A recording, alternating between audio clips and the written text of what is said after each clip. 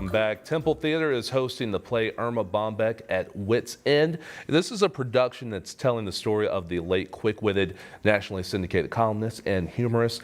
And we've got actress Pam Sherman here. She is playing the role of Erma. She's talking to us about the show. Thank you so much for being here, Pam. Thank you for having me. I am loving Des Moines, and Absolutely. I'm especially loving our audiences who are coming to the Temple Theater. Oh, I'm sure. So you guys, you started doing this, what has it been, about a week or so? We opened a week ago, and it's been packed. So, Wow. And we run through December 21st. So I love, by the way, lots of people wearing Christmas cheer. There was one guy we had to tell him to turn off the lights on his sweater.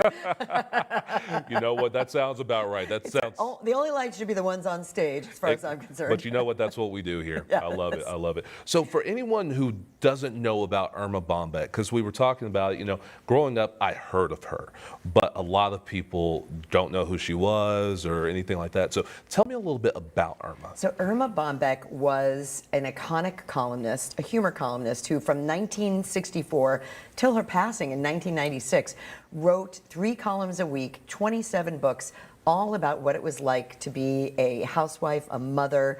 She told stories about her family, but she did it really with such truth and humor that she became enormous. I mean, she was on Good Morning America, Johnny Carson, and yet she still maintained her humble origin.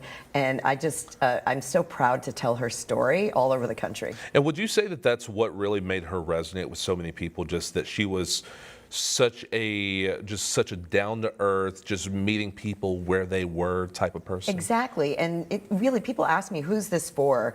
And it is for men, women, anybody who's in a family, every human, I like to say. I love when people know who she is and just the smiles that come across their faces. But I especially love when young people who don't know how important she was for women who didn't have a voice, what an advocate she was, and then who could really understand what it was like and then realize, oh wait, nothing's really changed. Exactly. And so why was it, because you touched on it right there, why do you think it's so important for people to know their story, especially in 2024? Why should we know more about her? Well, I'm a big believer that the stories of our past illuminate our path to the future. And women, especially strong women, who, again, were advocates for those who didn't typically have a voice, but did it with humor and grace. We need more of that right now in 2024 and beyond. Her story is timeless. So I'll be doing this for a very long time, as far as I'm concerned. I love this. How long has this production been going on? So we started in Rochester, New York in 2018. The play was commissioned by the Bombeck family and written by